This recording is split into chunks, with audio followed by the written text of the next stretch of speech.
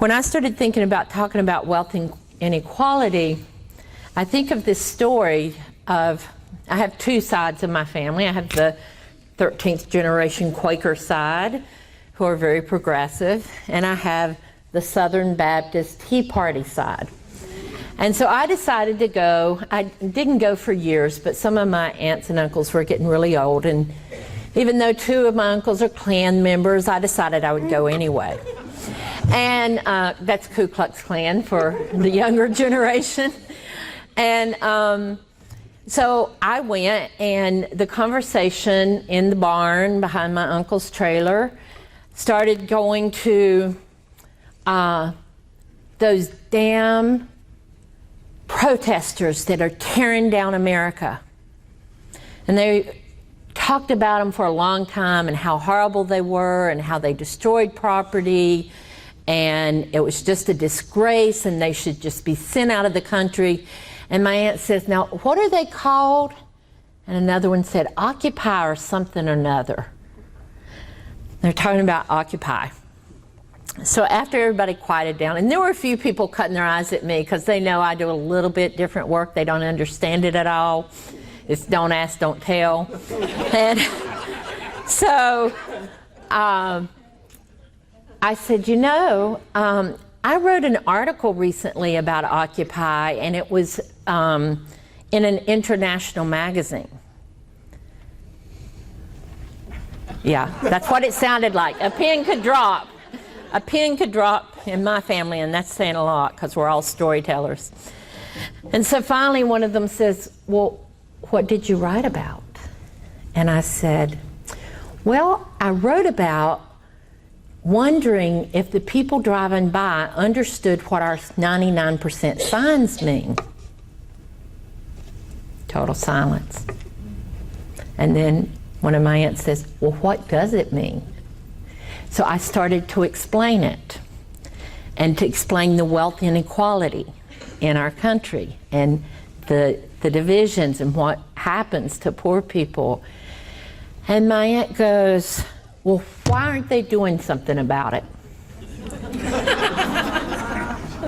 And I said, well, a lot of us have been working all our lives on this, and now people are so frustrated that they want people to hear, and they're out protesting because no one's listening. And she said, and I said, so they're trying to get the message out about this. And she goes, what? It's not a very good message if no one understands it, is it?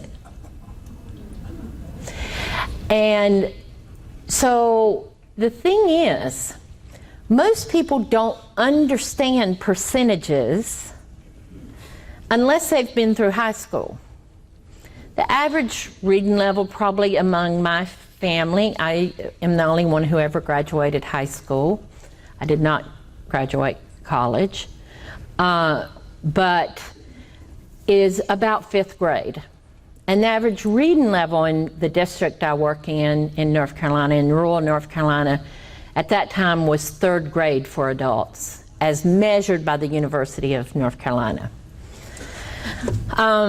And I say that because, in fact, people are a lot smarter and brilliant and understand issues than possibly the measured reading level. And we learned that if we wrote things in the way people talked, in the way we talked, in the language that was familiar to us.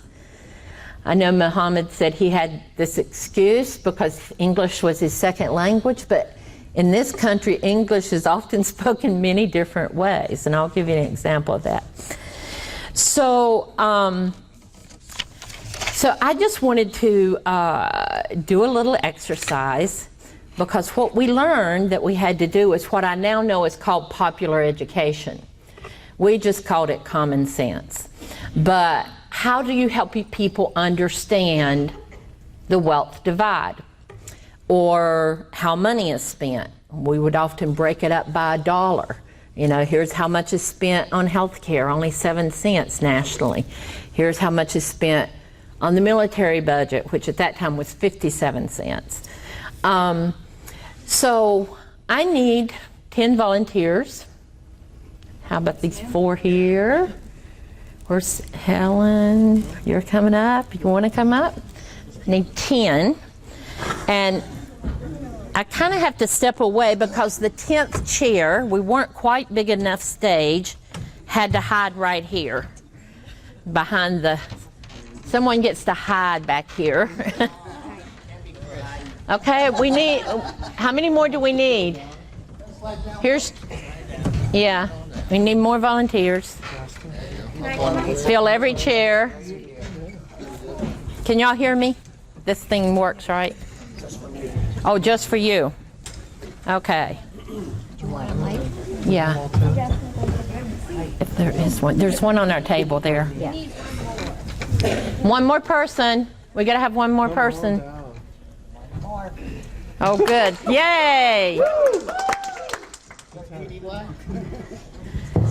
Yes. Yes, it works. Okay. Can you get around the dog? Or me? Certainly wouldn't want to disturb the dog. Whoops, oops. There goes my speech. Got it. Okay. Now, we're going to say that each chair represents 10% of the wealth of this country. Does that make sense? Now, each person represents 10% of the population, right? So it's kind of equal. Do we agree that that's the way it should be? Kind of equal, you know, maybe a little bit different, but mostly equal. This is how it should look like in our country. Let me show you what it looks like actually. So I'm going to ask you, and I can't move here. Let's see.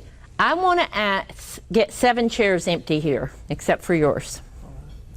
You're going to have 7 chairs to spread out on. Everybody else is going to sit in the bottom 3 chairs. Go on. Go sit in the bottom 3 chairs. At the end. Yeah. Sit on people's laps. There might be a couple homeless people in the back. I don't know.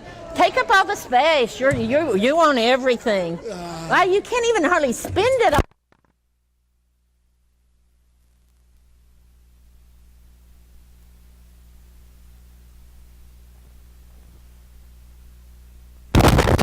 That got it? A lot more comfortable. So this is the top 10% of our country. This is what it looks like. Does that feel fair? No. All right, we've heard of the top 1%. Who wants to be the top? You want to be top 1%? Come on, yeah, I thought you would. You got to move down. You got to give her 3 chairs. You only get these.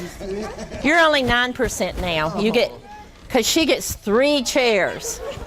This is the top 1%. This is the top 10%. How does that look? No.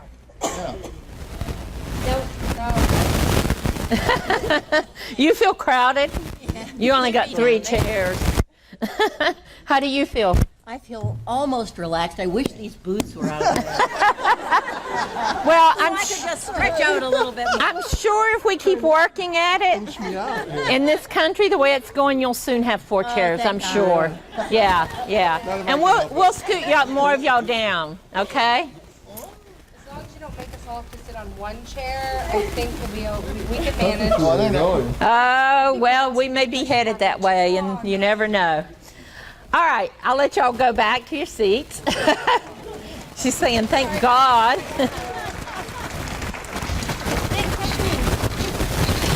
Now, imagine at the Boston, that big area in Boston, the government center, we set up 100 chairs to show for each 1%. It's quite awesome. This is a simple exercise that you can do with folks in classrooms, and I don't think I need this, in classrooms and colleges and gatherings for your groups back home to help people see, vision, what it looks like. Because they might not understand 1%, 10%, 99%, but they can visualize it. That's part of popular education. Now, another thing that we do is we have a flyer that tells you the 11 things that the wealthiest Americans could buy for the U.S. that most families couldn't afford for themselves. So just take the richest 400 households. We're not even going to, that's not even the 1%, but it's a few of the 1%. Richest 400 households own $1.37 trillion, and I know that y'all understand what $1.37 trillion looks like. Can you imagine what it could buy? Any guesses? All right, let's look and see what it could buy. It could buy a new car for every family in the United States and fill up every U.S. driver's tank with gas and keep it full for 3.5 years. And pay off every student loan for every single student in the United States. And pay off all credit card debt for every single person in the U.S. And it could pay every mortgage payment for every homeowner in the U.S. for 14 months. And it could pay rent for every tenant in the U.S. for 3 years. And it could pay off all the foreclosed homes from the years 2000, 2008, when so many were foreclosed. In addition, it could they could pay the annual salaries of 19 million families for 1 year. And it could give a $10,000 bonus to every single worker in the country. And it could triple the teachers in the U.S. and then provide each teacher with a $30,000 raise. And last but not least, it can replace 70% of the money lost in the Great Recession of 2008. That's what the top 400 families in this country can do. And that begins to tell you what all of the things we're talking about, all of the problems we're talking about, housing, healthcare, food issues, education, could be taken care of if we had a less divided in wealth country. So Chris earlier said that 1 person in 7 live in poverty in Maine, 14%. But of that 1 in 7, we often think of, homeless people. I've heard the term people who don't want to work, that kind of thing. But 21% of that number are children, or 1 in 5 children in Maine go to bed hungry at night. They live in poverty. How else is our money spent in Maine? Well, the U.S. pays out about $477,000 billion, excuse me. See, it's even hard for me to think these numbers. To contractors across the country. And of that, $2.1 billion is spent just in Maine. So each resident in Maine spends $1,611, every resident, for these contractors. Now, who do you think the biggest spender in Maine was? What? Governor LePage. The what? Working force. No, what I'm asking is, of those contracts, what is it spent on in Maine?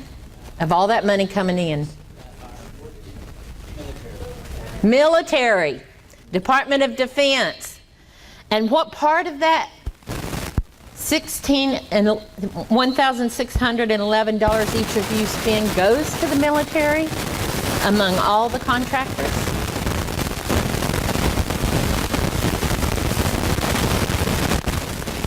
$1,514. 94%. So, and actually this is a 5-year-old report, and the total amount of money spent on federal contracts in Maine has greatly increased. So, these numbers come from national organizations like United for a Fair Economy and National Priorities Project, if you ever want to go and look up your state information. So, the reason I talk about this is to help us understand when we talk about 99% and 1%, it's hard to understand what that means even. But when you start to really break down the numbers or look at the chairs and how people live, it's more understandable. And that's one of the things I think is critical in helping teach not just low-income people, but middle-class and wealthy people as well. We started developing our own materials for my first organization, Piedmont Peace Project, which was made up of all poor people. It was the first and largest multiracial organization in the Southeast. And we learned very quickly that we had to look at the root of the problem. And because I came from a low-income background, I chose not to work in social service. I admire and think social service workers are the greatest thing we could possibly have. But I also felt that poor people not only needed to be helped, but they needed to be empowered. And we often hear that proverb, give a man a fish and he'll eat for a day, teach a man to fish and he'll eat forever. But probably that was before all the poisoning of our waters. So I want to tell you a little bit about Piedmont Peace Project, which I started out of real frustration because I joined the peace movement, I joined the women's movement. I was part of the civil rights movement at the very end. I'm older than I look, I hope. And I felt so ostracized. And so, like, I would go to these organizing trainings and I'd leave there going, I can never be a leader. And then I started thinking, well, maybe I could be a leader with poor people like me. And so what did poverty mean to me? I grew up without running water. I grew up in a little camper trailer with a family of 5 and a disabled mother. I started working tobacco at the age of 10. And the only different than me and some of the other farm workers' kids is my parents let me go to school every day because I wanted to, instead of keeping us out during harvest time. And they felt that was important. My dream was to go to college and become a teacher. And I knew I had to study hard, so I studied many hours. I'm not that smart. I had to study, unlike my sister who could just never study and make A's. Really challenges me. And I studied hard and I got a National Merit Scholarship. I was also the highest grade point average, which had traditionally in my high school meant you were valedictorian. But they decided to change it that year because here's this poor farm worker, and we talked funnier than even the other working class people. And they were afraid that I would somehow shame the high school. So they chose the guidance counselor's son, who was the head football coach, to be the valedictorian that year. But I did get a scholarship, to go to college, and I went for a semester, and then they changed our housing, and it went $500 more than my scholarship. And back then, long ago, they had, I can't make this thing stay still. It keeps rolling off. I'm going to lay it right here. Okay. So they had these loan offices all up and down the streets, like you see these check cashing places now. And my father and I went all day visiting probably about 12 or 15. And everyone turned us down because he didn't have $500 of equity. And so I had to drop out of school, and I went to work in the textile mills, which I wasn't very good at because I like to talk too much, and it's piecework, you know, and you have to be really fast and not talk. And so I soon started moving into secretarial work. So it's a long story of how I came to start Piedmont Peace Project, which is another story sometime. But Piedmont Peace Project was specifically poor people working on issues we cared about and going into communities. And there were two critical things. I knew we had to be multiracial in a place that had 3 Ku Klux Klan paramilitary training camps, and you would see 6- and 7-year-old kids out in their camouflage doing target practice on black silhouettes. We had junior Ku Klux Klan groups in our high school, even though it was illegal. And when I first started, I only could find about 12 volunteers to work with me. And so I had been doing some organizing. I had wonderful mentors like Septima Clark, who's considered the grandmother of the civil rights movement and taught people like Martin Luther King and Rosa Parks, but was elderly when I met her. And she said, no, I'm going to skip that story, sorry. I'm looking at my time here. So we asked our 12 volunteers to get 10 people who would come and get trained. And they were trained to listen to people about what their issues were, what their concerns were, what they loved about living there. We asked the positive as well as what they were concerned about. And people were very vocal. You know, one woman said, you know, they expect us to pull ourselves up by the bootstraps, but some of us don't even have the boots, let alone the straps. And so we trained these folks, and we had this congressman that all of a sudden, when I started working in the 8th Congressional District of North Carolina, which was 12 counties the size of the state of Massachusetts, and we had staff scattered around, and training people.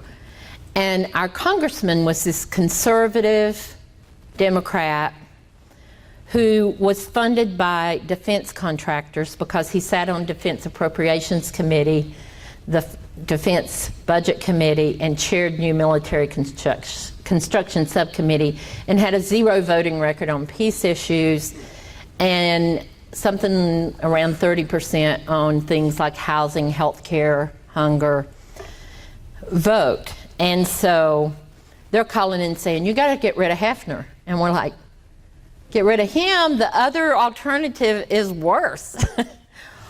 But how could we make it, how could we change it?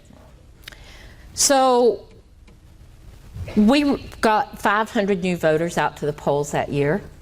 He won by 312 votes. And you better believe we never let him forget it. We were constantly on top of him. Have you heard the term bird dogging? Or know what bird dogs are? We were on him. We knew where he went for ice cream on Sunday afternoon to meet people. We knew where he met with his advisors in our town at Shoney's on Saturday morning. We knew where he went to church. We showed up everywhere he was at. And we were always nice because we're Southerners. And we always thanked him for the good stuff he did until we got behind the closed doors. And then we would challenge him. And that is a huge piece. We talk about voter registration, get out the vote, but without accountability, nothing matters. Without holding their feet to the fire, it doesn't matter how many times, how many people we bring to the polls or anything. So the next year, we said to our 100 volunteers, we said, you know, okay, so you're a volunteer, you have to get out 10 people, neighbors, family. And the next year we said, okay, all of y'all have to get out 100 people. And people goes, oh my gosh, how can we possibly do that? We're struggling to get 10 people out. We said, and here's how you're going to do it. We're going to train you to train your 10 folks how to get 10 more people out. And every year we did that. And of course there were dropouts. I mean, if we'd actually accomplished 10 by 10 by 10 by 10, we'd have been like 100,000 people. But we did get 44,000 people not only registered and turn out to vote. That's how we were able to get 95, 98%. But they were part of our organization, and they were volunteers that were involved in the work. And we got so many things accomplished. One story, you mentioned Midway, I think. It was a tiny little community, and we started out asking them, and we'd asked who the leaders were, and they'd always name, you know, some minister or some man or somebody. And when we really said, well, where do you get your information from? And how do you know what to do, how to do this? And they'd go, oh, Miss Cannon down the street. And she was in her 70s. First African-American to work at Cannon Mills. Her former great-grandparents had been slaves of the Cannons. And she was the true leader. I mean, it's often not those who stand up and say they're the leader. And so we began to find those folks and get them to help us and work with us. And so in Midway we did that, and people said, well, you know, here's a community that 80% of the housing was below living standards. Half the people didn't have running water. And there was a huge issue with rats because they had no trash pickup. Now, they're a kind of community, we called it the hole in the donut. There's some formal term now I heard last night at the college, but we called it the hole in the donut because it was in the center of Southern Pines. I don't know how many people have ever heard of Southern Pines, but it was the wealthiest community. It was at the time the golf capital of our country, and very wealthy. And this tiny community of African American people who worked out in the community but could not get any services. And so they had to pile all their trash into this trash, and then some people started burying it in their yards, and they had this huge rat problem. So the first thing they wanted to do was get dumpsters and clean up, because they'd tried to clean up before. And you'd go off into the more wealthy community, and people would say, oh yeah, they're just so trashy over there. That just brought up a memory. When I was in the 3rd grade, I asked my best friend to come stay at my house, and she said, my daddy said I can't come spend the night because you're white trash. And I spent the next few months trying to pick up every little piece of trash I could find around, like the mile around where I lived. But anyway, so they thought of these people as trashy. And so we began to work on trying to get dumpsters and going to hearings and I mean, it seems like a little simple thing. And my organizer, one of the organizers there who had grew up there in that town, called me and he said, you know, I went to school with the mayor, Linda, and I could give him a call and I could get him to get dumpsters out here, because we'd been working on it for like 6 months. And I said, absolutely not. That is not what we're about. We're not about helping. We're about empowering. and it'll work out. And so finally we won the dumpsters. And we had the biggest street party. And overnight, our volunteers from Midway turned from a few people to as many as is in this room. And so then we began to work on bigger issues. And they wanted to get annexed because they couldn't get ambulance service, they couldn't get, and there was one road out that went into the main town. Otherwise, you had to go out and drive about 20 miles to get into town. And the golf courses got together and built a fence across that road. We held a national press conference, and it went national.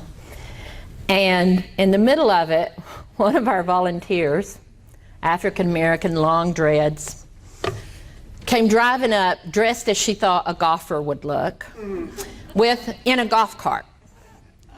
And again, this is popular education, and she gets out and she goes, "My ball came over this fence, and how do I get back to the golf cart?" And she was on the page of every newspaper.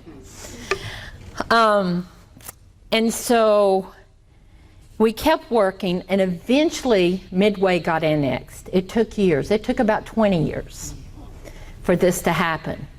However, now this group of leaders who were involved in doing this, people who come from very low income backgrounds, who don't have high school or college educations, work with the UNC at Chapel Hill, and they run an annual training for other communities from all over the world that are like this. And they come together once a year. And so they continue now to teach others. And they continue to teach other counties first. And so similarly, we had a group of women in projects call us up and say, "Can you help us start a Head Start program? And we want to do it in our living rooms." And we said, "Why do you want to do it in your living rooms?" "Well, there's no money in the county budget to pay for Head Start.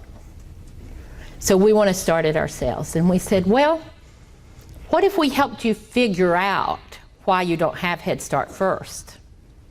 So we helped them find the laws. And the law said, lo and behold, the federal government pays for all of Head Start, not the county government. All the county had to do is provide a building. And they said, "Oh, we have an empty church right in our community, and it's for sale for $5,000, and it would make a perfect Head Start program." So they go very excited to the county commissioners, and they said, "No, we don't have the money." So people came back and said, "Well, they don't have the money, so can we go back to our original plan?" And we said, "Well, wait a minute. Let's look at the budget of the county." And so we had to help translate part of it, but oh my gosh, look here, they're spending $10 million over at the wealthy white school for a new stadium. $10 million.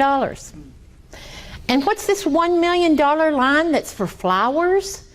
It was for flowers when they were having a golf conference to decorate the traffic circle. So they go back out with this information.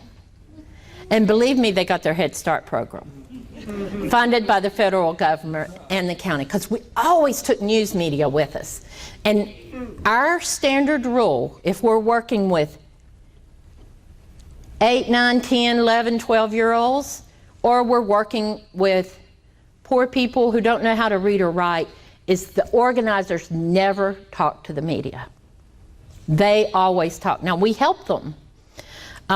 We helped them prepare. We worked with junior high school kids in New Orleans right after Katrina, and they visioned what they wanted these new schools to look like. And I asked them to think about their schools before Katrina and what they would want changed before Katrina, before we started dreaming of even bigger. And they said, "Well, we want textbooks." I said, "What do you mean books? I was thinking all these volunteers I could get to send books. They said, no, textbooks, like our science books and math books, because right now we have to share, and some people read faster or work faster, and some of us slower, and it's hard to share, and we never can take them home for homework. Then they said they wanted to fix the bathrooms. What about the bathrooms? And they said, well, we want seats on the toilets and doors on the stalls, and we want soap, and we want paper towels, and we want mirrors. The girls did. And we were having it in a school that just about a foot from the ceiling was the water line, and everything was musty. And I thought the bathrooms were like that because the hurricane had caused it, but it wasn't. It was like that before. And these kids began to be the spokespeople and have press conferences. And so just to tell you an example, and I want to make this example a bigger example. I'm trying to get theory in here as well, because I'm not good at theory when, theoretical stuff, but there is a rhyme no, I don't even know, I did mess that up. But anyway, rhyme to my reason or something like that. But what we learned, and I had to learn this because I had to find my own voice as a poor person trying to go into places where most people were college educated, where I talked really funny back then. I was very Southern back then, and it turns on the minute I go home. So this one young man was going to be one of the spokespeople, and he had to speak to a big crowd, and so he talked very softly, and you could hardly hear him. So they were we had them staying at a college dorm.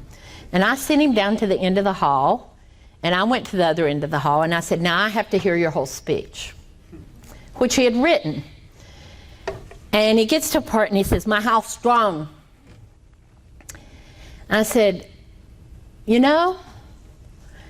people here are not going to understand you. He said, what do you mean? I said, because they talk funny, and they won't understand you. He said, oh. Well, what I do? I said, well, you could either use a different word that they would understand, or you can use your own word, but I'll help you learn how to pronounce it like they would understand it. And he said, I'd rather use my own word. So I taught him how to pronounce it, that other people would understand. And so he gets up and he's doing his speech, and he goes, and my house drowned. But why I'm pointing out this little thing is it is so important when you're working with low-income people or oppressed people that you're not saying, change your language, you talk funny, you're wrong, you don't use good grammar. I've been told that so many times. And to say, no, my grammar's perfectly fine for my community. I speak perfect grammar. Now you, lawyer over here, because this happened to me at Harvard Law School, when I was speaking, and he said, you'd do so much better if you spoke proper grammar. And after being ready to fall through the floor and shame and try to disappear, I said, I speak perfect grammar in my community, and people would have a very hard time understanding you there. So I think a lot of those of us who have walked in both worlds now, I think of us as interpreters. I think of that as part of my job, is being an interpreter for those who talk and grew up like I did, and those who are more middle class and even wealthy. Because truthfully, no revolution in the world has ever been won without a poor people's movement allied with academics and theorists, and allied with wealthy people who fund it. Can't win. So poor people can't win by themselves, but they are a critical piece. And so what I try to do is help us learn how to work together. Oh gosh, time's going so fast. I want to tell you more stories. I'll tell you one quick story. Or maybe two. So in Tallulah, Louisiana, at the time, this was about 11 years ago. When was Katrina? I can't remember. Okay, so 10, 11 years ago. We started working with this small community called Tallulah, and Louisiana was 50th in education. And Tallulah was 65th of 65 parishes in Louisiana. It was literally the worst education system in the country. And it was mostly African American, because I'm Southern and it's a lot of African Americans, but I should tell you I am doing a lot of work with low-income whites as well. But in Tallulah, these businessmen came in and they offered to buy this huge piece of property from the town that was going to help them, and they said it would be a learning center. And the town fell for it and took the money. And they built one of the largest youth prisons that was one of the most abusive ever seen in this country. Even the U.S. Attorney General wrote the governor and said, you have to close this down. And after lots of fighting and years of fighting with mothers from Alabama, Mississippi, Louisiana, we were able to get a bill passed that helped them close it down. And I was supposed to go help them do visioning on what they wanted to do with that property instead. And so we had kids involved, we had adults involved, we had everybody there. And they announced that they were turning it into an adult prison. And it was right across from the schools, the high school, the elementary school, and the junior high school were all in one little, and here's this big prison with razor wire. And so we decided to do a public action and called out all the national media. And so we invited the senator who had helped get this bill passed to close it as a youth prison, to be thanked, right? And he came very happily along with all the national media, which is a job to get them to come out of a big town. It takes a lot of work. And so we had a mother stand up, a couple mothers stand up and say how thankful they were that they had closed this with all their work, and thanking the senator. And then we had a young woman come up to the podium and she says, and now we want to tell you our vision for what this could be. And all of a sudden, this music starts blaring, Pomp and Circumstance. And from the back of the house across the street came marching students from like 6th to 12th grade, 6 years old, all in caps and gowns. And all the girls were holding a little red rose. And they stand and they release a banner that we'd put up overnight that unrolled, and it said Tallulah Community College. And she talked about their dream of having this community center that would teach things that people needed. It would have an auto school, you know, it was going to have restaurants.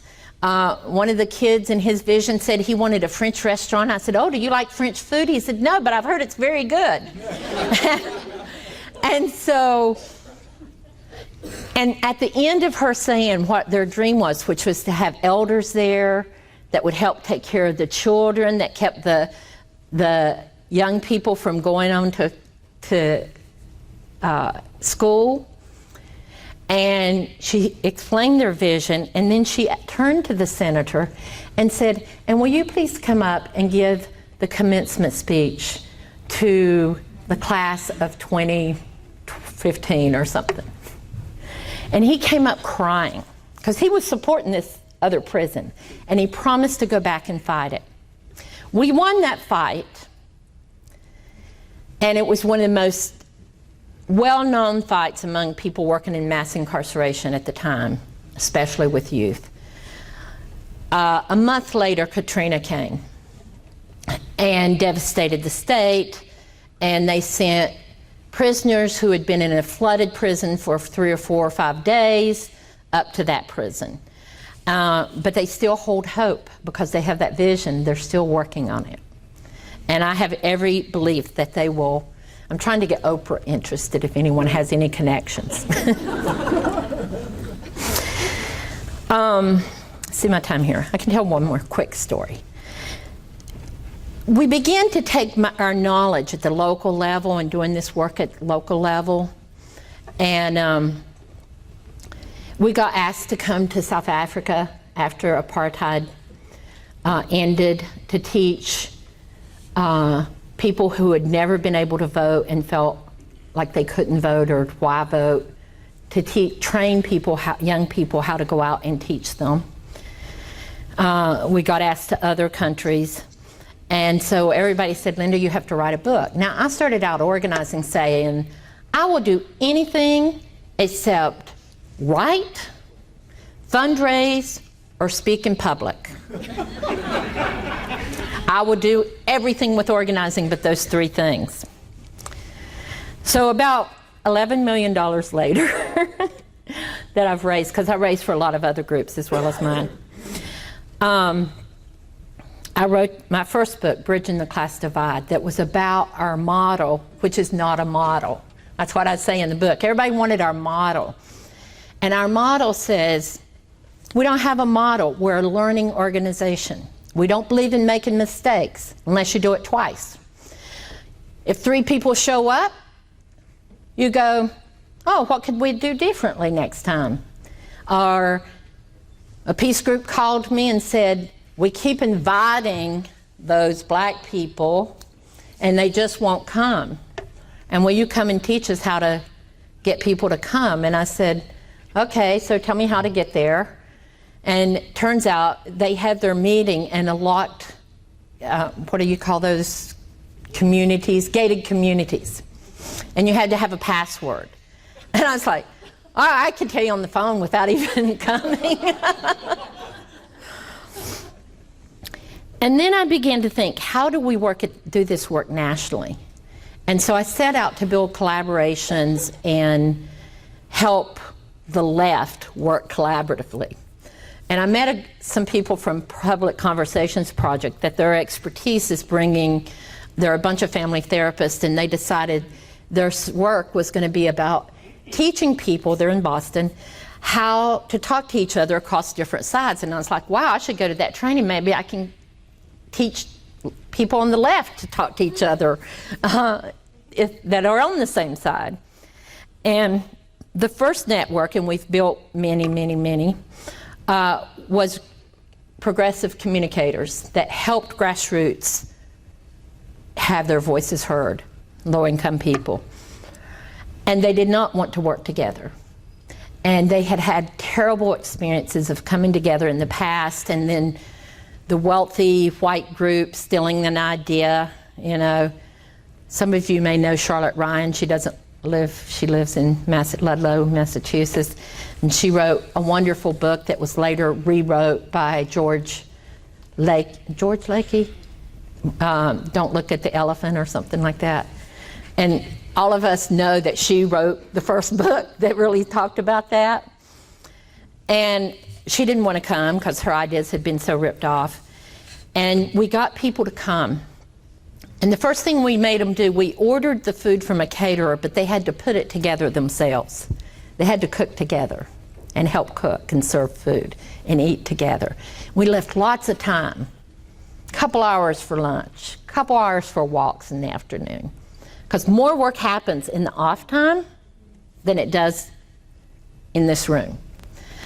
And we asked each person to bring something that told something about themselves and why they did this work. And so one man brought his prayer rug.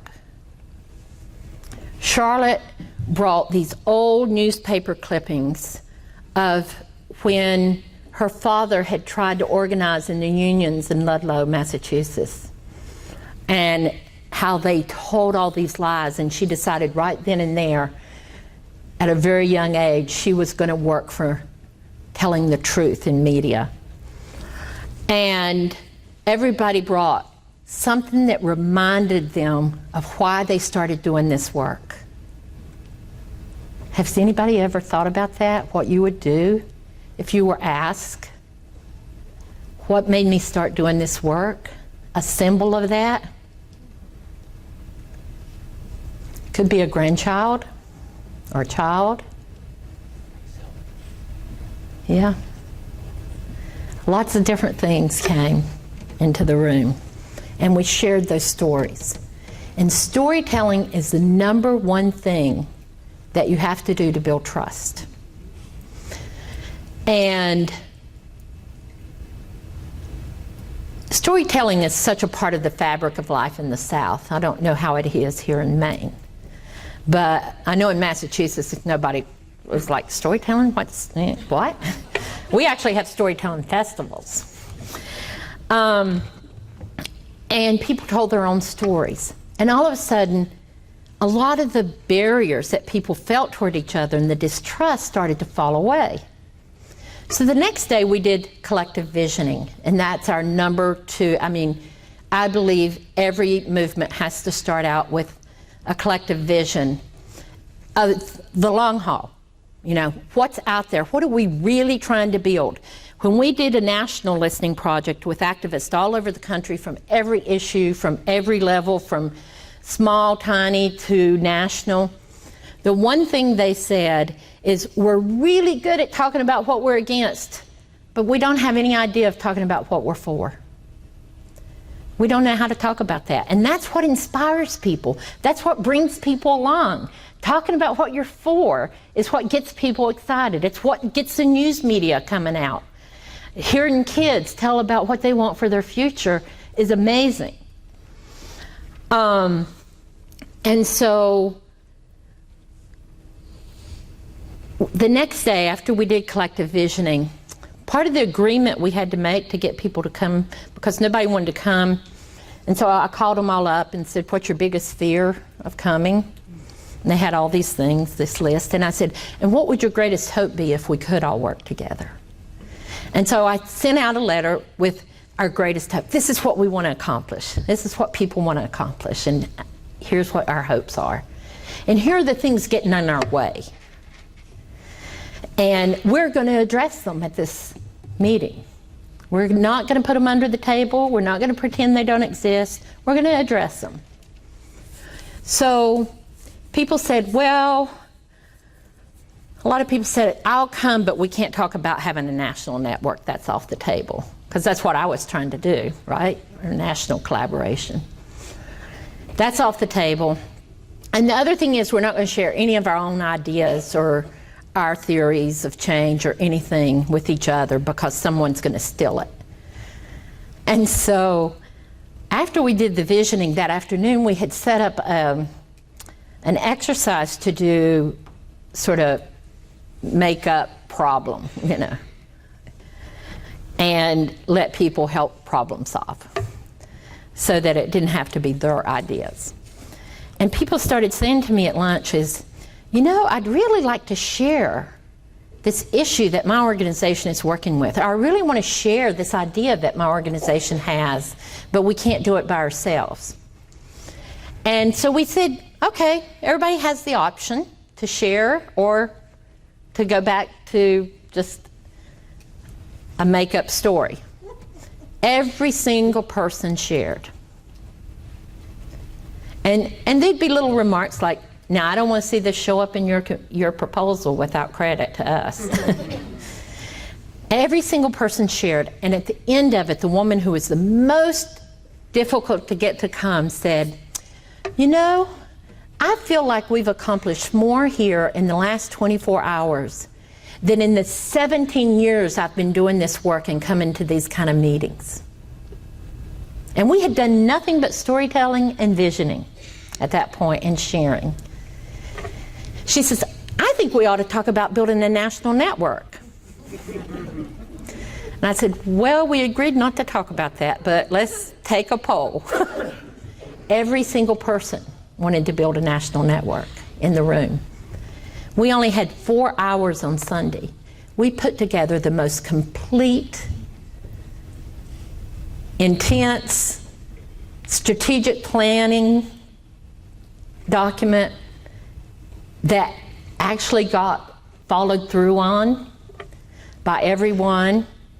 And it's an organization that lasted for 15 years and got stronger and stronger. It's still there, but off of it has become the Youth Media Council, the National Magnet Network, the Spin Academy, the Smart Meme Project, which now has another name, I can't remember, but national groups doing work. PCN, you know, people said after Katrina, oh my gosh, Anderson Cooper on CNN is talking about poverty and race in New Orleans. Who would think that?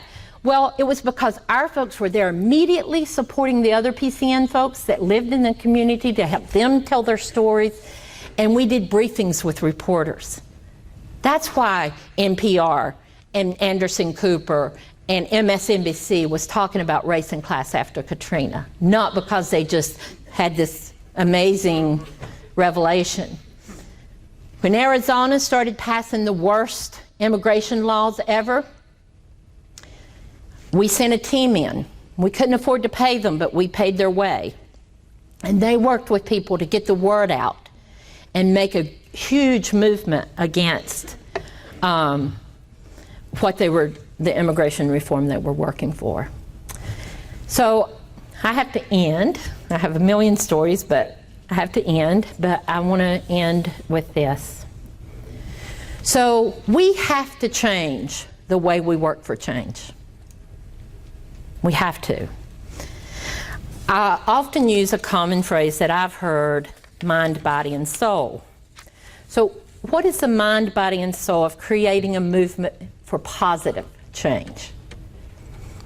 The mind is critical in providing us with research, analysis, and a grounding of information that supports all the other work we do for change. It's what supports the body of our work. It's the expert knowledge that we gather, but more importantly, it's also our innate knowledge that we have within us. There are many organizations that provide the information that supports our work, but you also have to know what you know is right for you and your community. The body is the action that we take. The people-to-people, door-to-door work that has to be done in our communities and organizations to make change happen. We can't do the work without the mind, but the mind is useless without the body. And then there's the soul. The soul of creating a movement for change is the heart and is the part that is most often left out of our work. The soul or heart of our work is about who or what inspires and leads us. It's about connection. It's about relationships with each other and how we work together. It is about how we link our different issues and build networks and coalitions so we equal more than the sum of our parts. We have the information, all the information we need. We have more information than we need. We have the numbers of people, and we have the ability to change the world. But we need to learn to work across boundaries of race, class, identities, strategies, issues. And we need to embody a different way of working that can truly win, a way that can transform the world. And in order to do this, we have to learn how to include the soul of movement building in our work. We must work from a place of vision, a place of hope and of joy, and a place that is grounded in our hearts. To build a winning movement that mobilizes millions of people, we can't continue to focus on only what's wrong, but we must also offer a vision of what's possible. We must build a movement that reflects our values, a movement that nurtures and supports us as activists, as individuals, and as families. A movement that feeds our hearts and souls. So thank you.